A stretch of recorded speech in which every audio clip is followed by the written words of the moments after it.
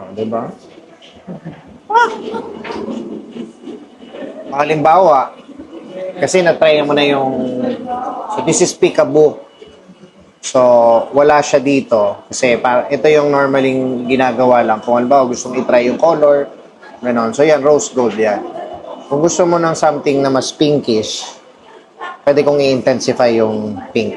Next time. Oo. So, ngayon, na-try mo na yan. Pero okay sa'yo ganyan? Oo. Pwede gusto mo lagyan natin dito next time. Pwede. Oo, dito. Or lahat dito. Lahat. Lahat na. Oh. Nagustuhan Yung parang mo mas eh. maganda. Yung pinakita mong video, lahat yun. Kaya lang, mas blonde yung na-achieve naming undercoat. Kaya mas parang pale yung dating. Medyo maputla. Pero ang ganda. Pangarap ko mag-pink eh. Oh, talaga? Oo. Oh, yan. Pagkakataon mo na. Rose gold lang kasi Oo. Yung ganyan lang pagka rose gold. tsaka subtle lang, di ba? Ganda siya pag ano. Sige, lapit mo ng konti direct para makita lang yung pagka yan. Pagka ano ng color. Diba? Ganda siya pag nahuhulog-hulog na ganyan. Alam mo, kagandahan din sa hair mo kasi makapal.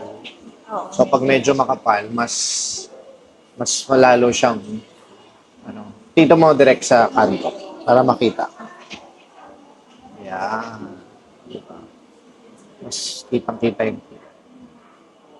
Anong shampoo mo? Fora.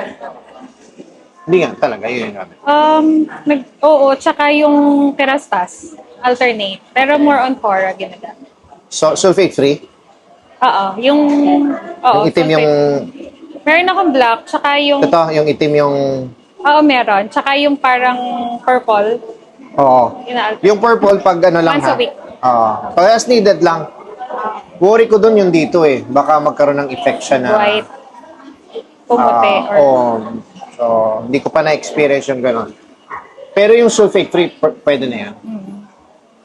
Thank you. Thank you. Ganda.